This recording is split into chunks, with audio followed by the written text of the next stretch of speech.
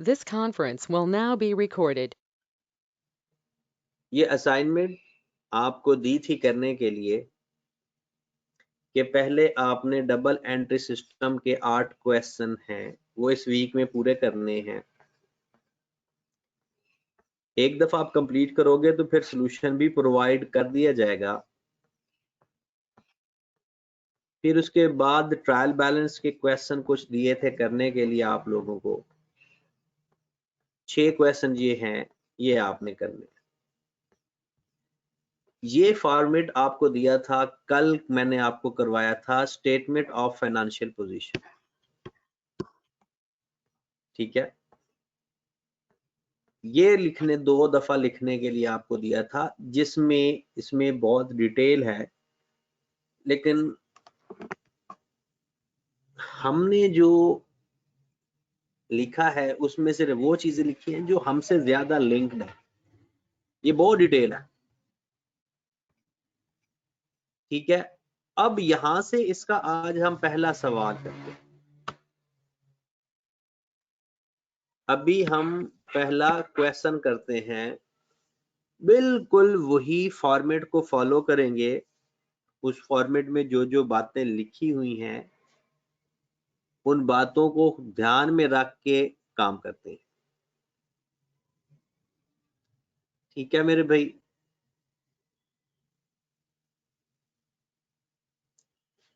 मोहम्मद अली का सवाल है कि sir statement of comprehensive income में 3 टाइम अमाउंट लिखी हुई है, कौन सी 3 टाइम अमाउंट की बात कर रहे हो? अभी सवाल देखो जरा, और इस सवाल से आपको काफी चीजें बेहतर समझ लगेंगी। ठीक है,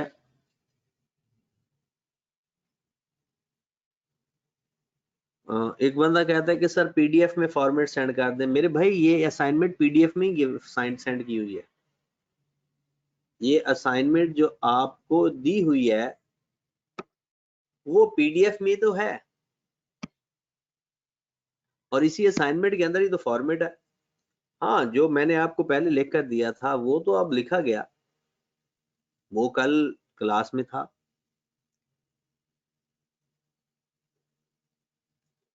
चले, मोहम्मद खान ने कहा कि उनके पास नहीं है जी, दोबारा मैं सेंड कर दूंगा।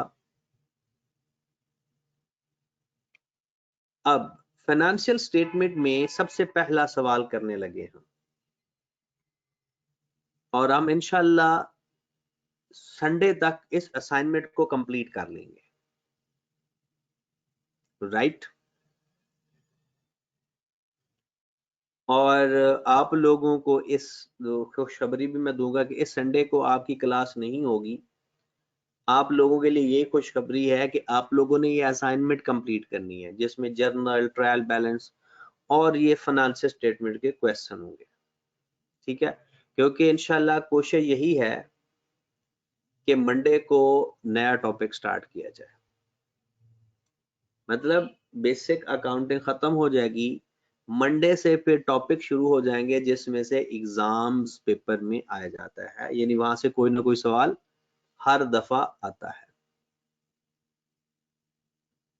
चलें जी, question number 1, Mukhtar begin trading on 1st January 2013. The following information has been extracted from his accounting record.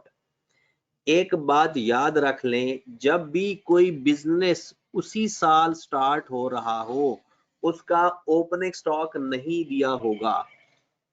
अब ये बातें सारे उन लोगों को समझ लगेंगी जिन लोगों ने कल 2 दफा फॉर्मेट लिखे हैं।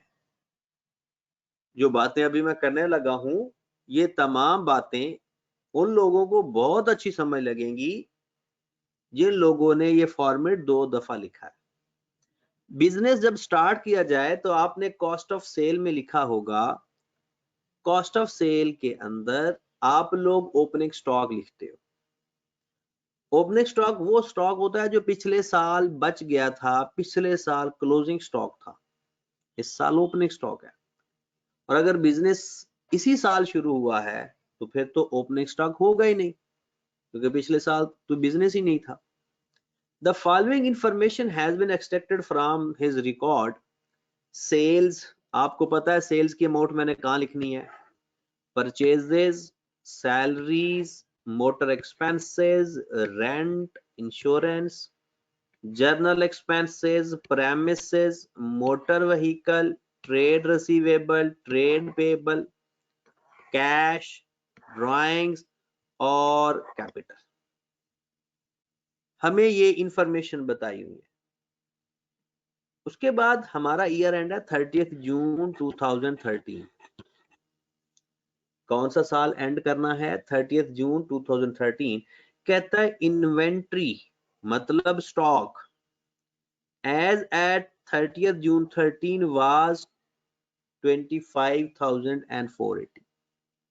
ये हमें क्लोजिंग स्टॉक बताया हुआ है, एंड वाली डेट का बताया है ना, तो ये क्लोजिंग स्टॉक है। कहते हैं prepare statement of comprehensive income and statement of financial position at that date. कहता है इस डेट की स्टेटमेंट ऑफ कंप्रीहेंसिव इनकम भी बनाओ और इसी डेट की स्टेटमेंट ऑफ फाइनेंशियल पोजीशन भी बनाओ। तो हम शुरू हो जाते हैं जनाब। मुख्तार बिजनेसमैन का नाम है।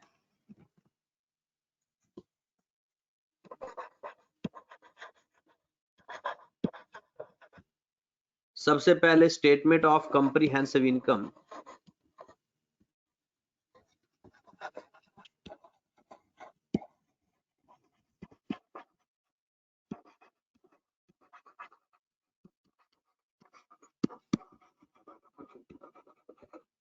For the year ended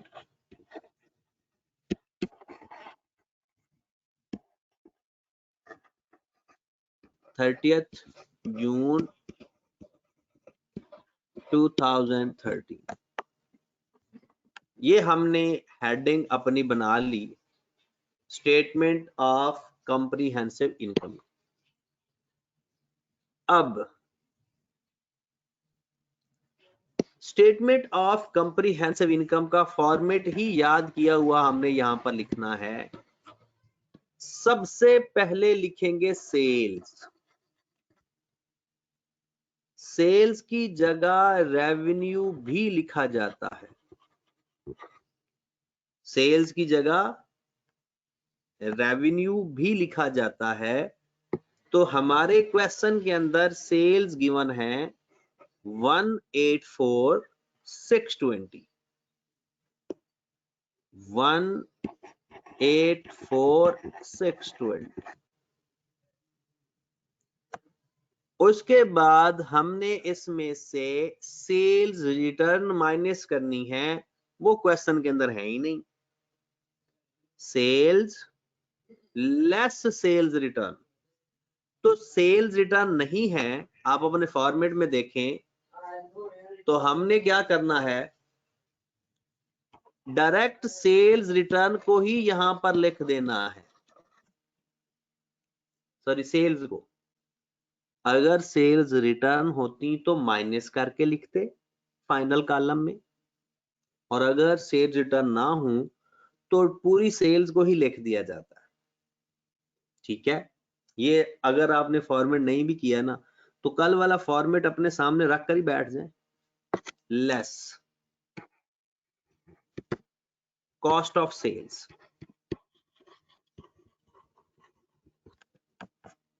cost of sales में आपको याद होगा कि कॉस्ट ऑफ सेल में लिखा जाता है ओपनिंग स्टॉक, जो कि इस क्वेश्चन के अंदर नहीं है। एड परचेजेस,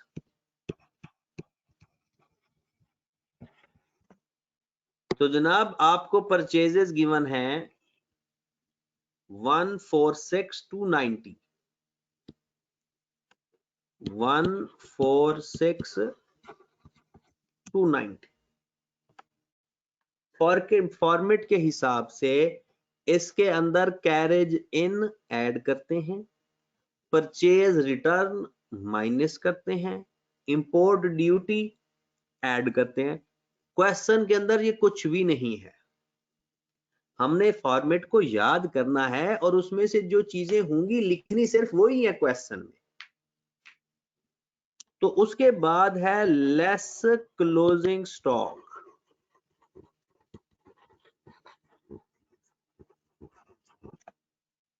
लेस कर देंगे। क्लोजिंग स्टॉक हमेशा आपको, ज्यादातर, हमेशा नहीं, क्वेश्चन के बाहर होगा। ये ट्रायल बैलेंस या इंफॉर्मेशन से अलग से बताया होगा। 25,480 हमारा क्लोजिंग स्टॉक, तो 25,480। लो जनाब, अपने कैलकुलेटर निकालें, मुझे कॉस्ट ऑफ सेल की वैल्यू बताएं। ओपनिंग स्टॉक है ही नहीं, purchases minus closing stock, purchases minus closing stock, जल्दी से बताएं वैल्यू क्या आ रही है।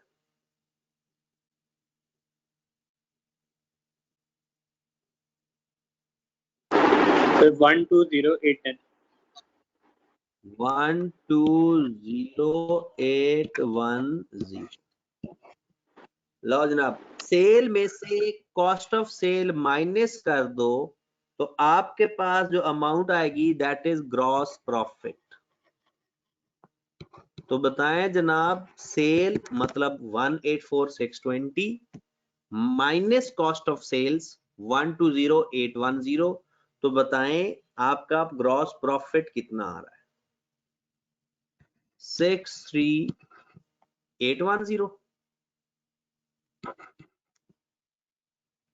63810। डन होगी बात।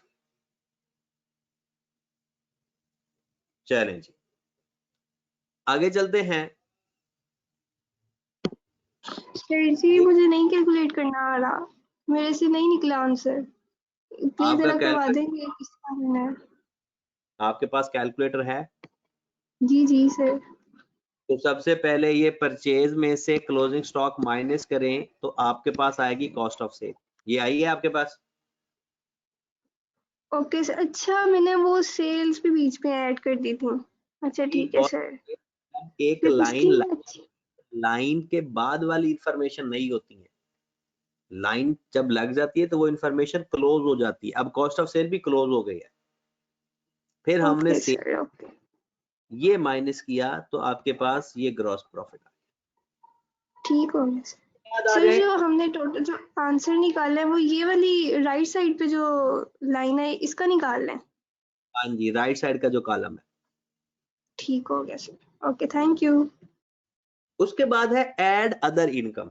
अपने फॉर्मेट में देखें, फॉर्मेट में लिखा हुआ है ऐड अदर इनकम, लेकिन क्वेश्चन के अंदर अदर इनकम कोई है ही नहीं। हमने करना है ऐड अदर इनकम, लेकिन क्वेश्चन के अंदर अदर इनकम कोई है ही नहीं, तो हम वो कॉलम ही नहीं बनाएंगे। आपके सामने क्वेश्चन है, इस पूरे क्वेश्चन में आप देख लें, अदर इनकम की कोई इंफॉर्मेशन नहीं, ना डिस्काउंट रिसीव्ड है, ना कमीशन रिसीव्ड है, ना कोई डिविडेंड है, ना कोई गेन ऑन डिस्पोजल है, कोई भी अदर इनकम का एलिमेंट नहीं है। तो हम अदर इनकम का हेड ही नहीं पे लिखेंगे और हम डायरेक्ट लिख देंगे लेस अदर एक्सपेंसेस। लेस कर देंगे डायरेक्ट अदर एक्सपेंसेस। मोस्टली सबसे लंबी जो लिस्ट होती है वो अदर एक्सपेंसेस की होती है। मोस्ट ऑफ द केसेस जो सबसे लंबी लिस्ट होती है वो अदर एक्सपेंसेस की होती है, और इसमें टेक्निकल चीजें कम होती हैं। लंबी लिस्ट जरूर होती है लेकिन चीजें टेक्निकल नहीं होती। ओके होगी बात। चलें जी, तो आ जाओ जरा अदर एक्सपेंस को देखते जाते हैं। यहां से शुरू होते हैं। Salary 21,500, salaries 21,500।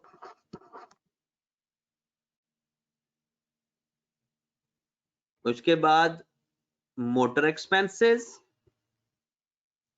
5,200।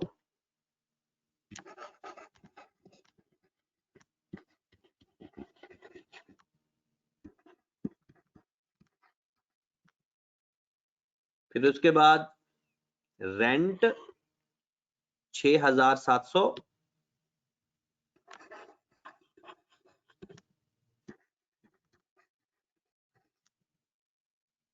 उसके बाद इंश्योरेंस 1,110।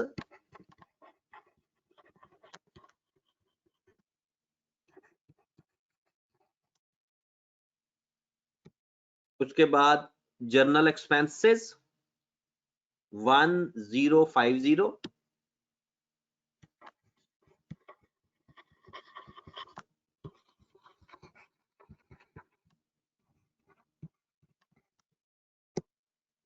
उसके बाद और कोई एक्सपेंस नहीं है। उसके बाद आपका कोई भी और एक्सपेंस नहीं है। आप देख लें, चेक करके देख लें। अब आपने सारे एक्सपेंसेस को ऐड करके सर मुझे ये मोटर व्हीकल एसेट है। एसेट है। मोटर व्हीकल हमारा एसेट होता है। मोटर व्हीकल हमारा एसेट होता है। प्रेमिसेस हमारी बिल्डिंग को कहते हैं, वो भी हमारा एसेट है। तो जनाब मुझे बताएं एक्सपेंसेस की लिस्ट ऐड करके कितने एक्सपेंसेस बनते हैं टोटल?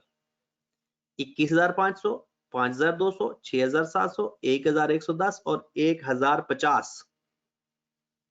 35,560। लो मेरे भाई, ग्रॉस प्रॉफिट में से अदर एक्सपेंस माइनस कर दो तो आपके पास आ जाएगा नेट प्रॉफिट।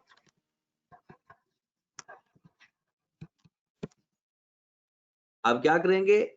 63810 में से अदर एक्सपेंस भी माइनस कर देंगे सारे, तो आपके पास ये, आपने एरो नहीं बनाने, आप लोगों ने एरो नहीं बनाने, वो तो आपको बताने के लिए बस। जी जनाब, माइनस करें ग्रॉस प्रॉफिट में से अदर एक्सपेंस 28,250।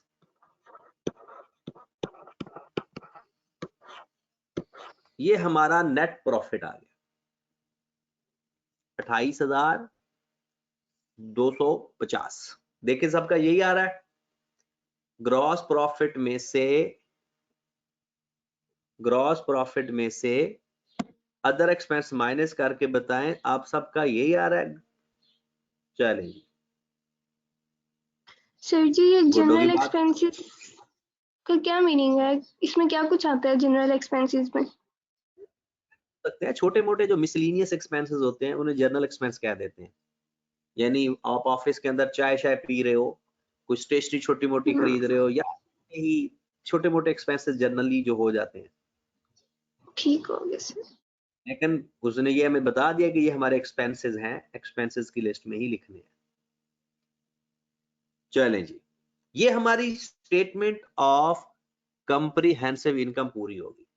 अब बताओ जरा जी, जिस शख्स ने इस फॉर्मेट को 2 दफा लिखा है उसने ये एंजॉय किया होगा क्वेश्चन, और जिसने नहीं लिखा उसको परेशानी हो रही होगी, और ये परेशानी रियल परेशानी है। अब हम आते हैं स्टेटमेंट ऑफ फाइनेंशियल पोजीशन में। एक शख्स का सवाल है कि सर अगर ये नेगेटिव होगा तो लॉस होगा। बिल्कुल सही कह रहे हो। अगर आंसर नेगेटिव में आएगा तो वो हमारा लॉस ही कहलाएगा। आगे चलते हैं। अब हमने बनाना है स्टेटमेंट ऑफ फाइनेंशियल पोजीशन का फॉर्मेट। जी वही तरीकाकार वही है, नाम लिखेंगे, मुख्तार, और statement of financial position. Abdullah का सवाल है कि सर उसके साथ फिर प्रॉफिट लॉस लिखेंगे। बिल्कुल लॉस लिखेंगे। नेट लॉस, वर्ड में क्या आ जाएगा? Net loss, statement of financial position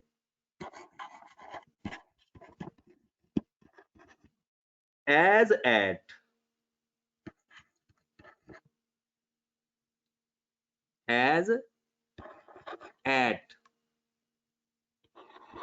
30th June 2013। Ahmad Shahzad का सवाल था कि सर बैड डेट्स किस लिस्ट में आएंगे? बैड डेट्स हमारे एक्सपेंस की लिस्ट में होते हैं। बैड डेट्स हमारी एक्सपेंसेस की लिस्ट में होते हैं।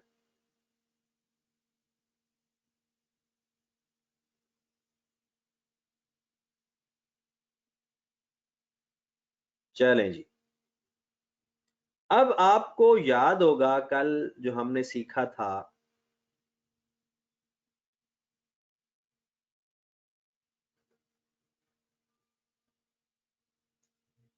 सबसे पहले हम लिखते हैं नॉन करंट एसेट्स की लिस्ट। नॉन करंट एसेट की लिस्ट। हमारे इस क्वेश्चन के अंदर दो नॉन करंट एसेट है। हमारे इस क्वेश्चन के अंदर दो नॉन करंट एसेट्स हैं, एक है प्रेमिसेस और एक है मोटर व्हीकल। जितने भी होंगे सिर्फ वही लिखने हैं, सारी लिस्ट नहीं लिखते होते। तो प्रेमिसेस 15,000 और मोटर व्हीकल 12,000। प्रेमिसेस 15,000 और मोटर व्हीकल 12,000। तो हम लिखेंगे प्रेमिसेस 15,000, मोटर व्हीकल 12,000 और इसको टोटल करके फाइनल कॉलम में लिख देंगे 27,000। ओके होगी बात? चलें जी, फिर आएगा करंट एसेट। वही बात मैं दोबारा कहूंगा, वो बंदा एंजॉय कर रहा होगा जिसने फॉर्मेट लिखा होगा, और वो बंदा इंतहाई परेशान हो रहा होगा जिसने फॉर्मेट नहीं लिखा।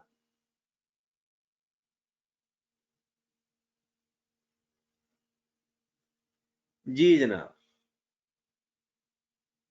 आगे चलते हैं। फिर करंट एसेट मैं आपको सजेस्ट करूंगा कि आप लोग क्लोजिंग स्टॉक से लिखना शुरू किया करें। मैं आपको ये सजेस्ट करूंगा कि आप करंट एसेट को स्टॉक से लिखना शुरू किया करें। उसका आपको फायदा ये होगा कि अक्सर स्टूडेंट्स क्लोजिंग स्टॉक को लिखना भूल जाते हैं, तो आप भूलेंगे नहीं। तो स्टॉक लिखना कौन सा होता है, ओपनिंग स्टॉक या क्लोजिंग स्टॉक? स्टॉक लिखना कौन सा होता है?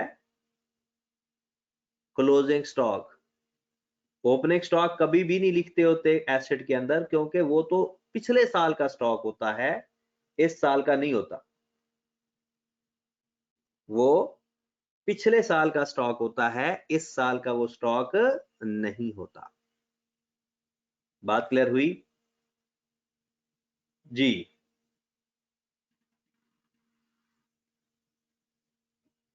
तो स्टॉक लिखेंगे और उसके बाद डेटर्स की वैल्यू लिखा करेंगे। स्टॉक लिखेंगे और उसके बाद डेटर्स की वैल्यू लिखेंगे। तो आ जाए जनाब, स्टॉक लिखते हैं पहले 25,480।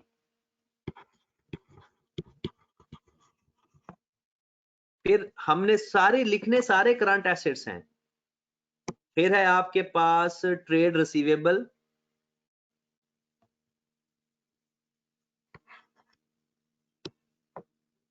ये भी हमारा करंट एसेट होता है। ट्रेड रिसीवेबल्स वो कितने हैं जनाब? 19,500। फिर हमारा करंट एसेट है कैश। फिर हमारा करंट एसेट कितना है? क्या है? कैश।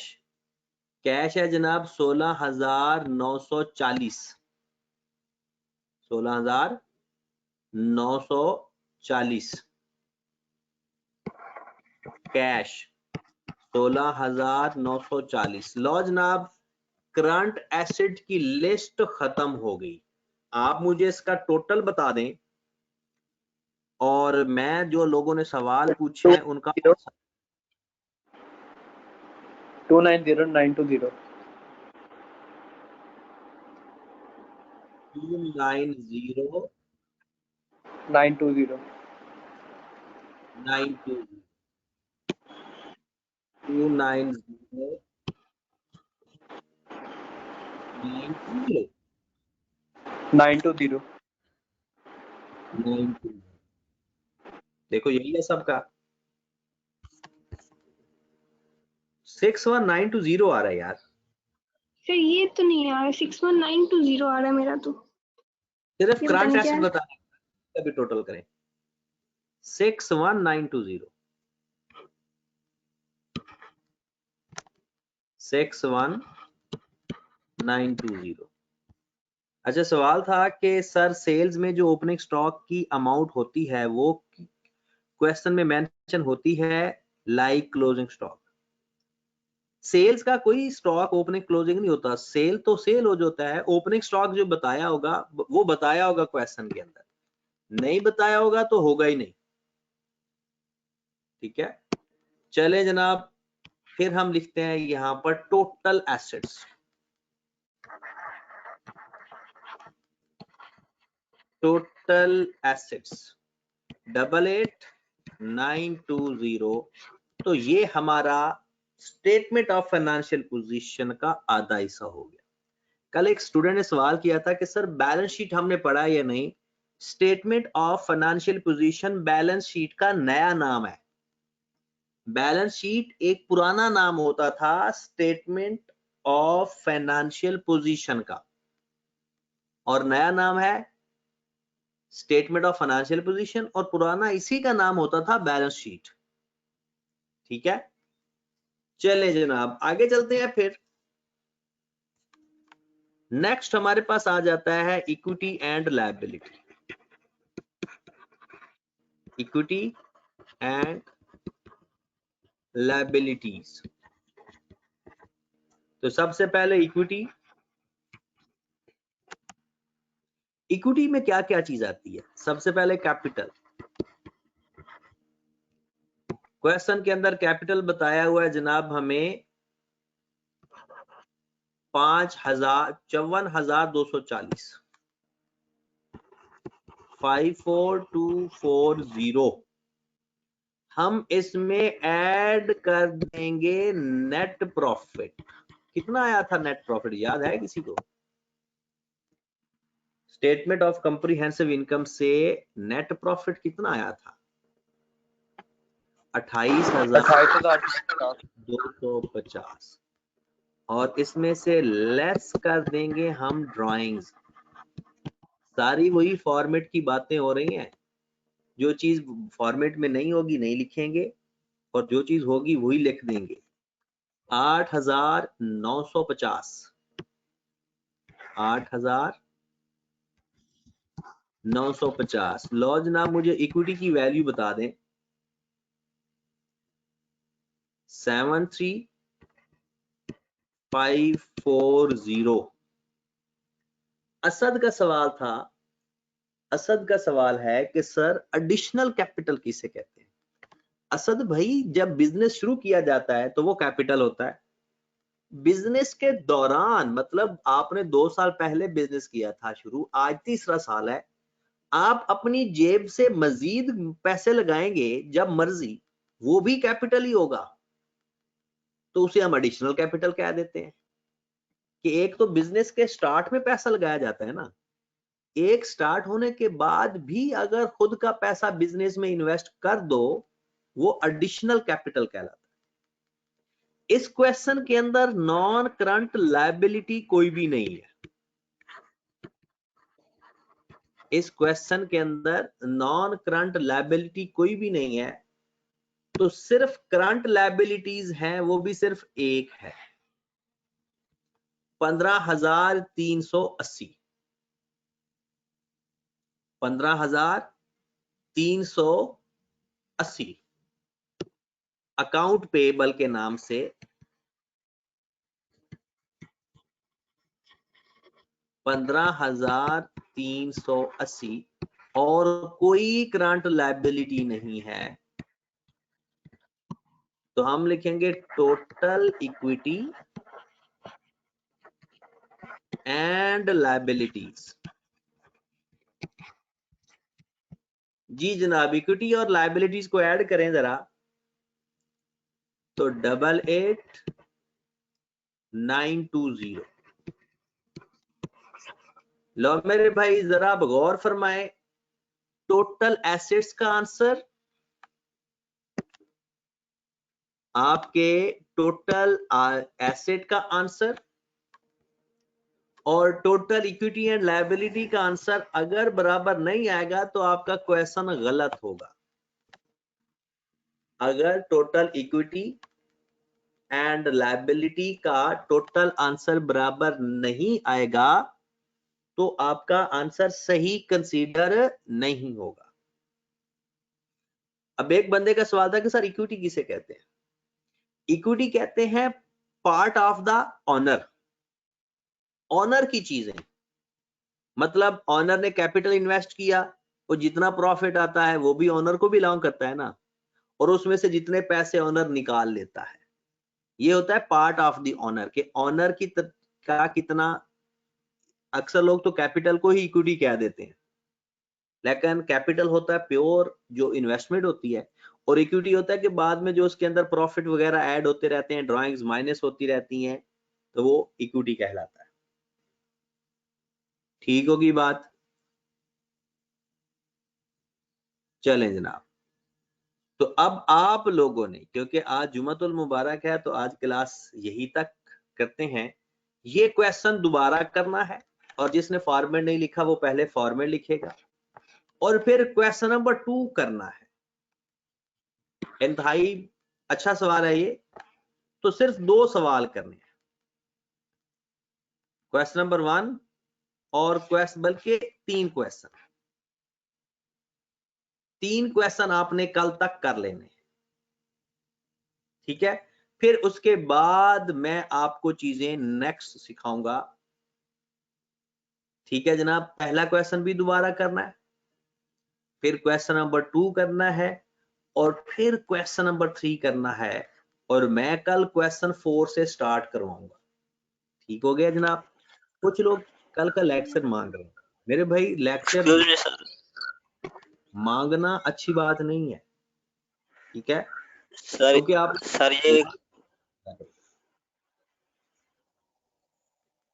सर ये पीडीएफ ग्रुप में दोबारा शेयर कर दीजिए प्लीज। मैं ये पीडीएफ ग्रुप में दोबारा शेयर कर दूंगा, ठीक है जनाब? तो इंशाल्लाह कल मिलते इसी टाइम पे। और सर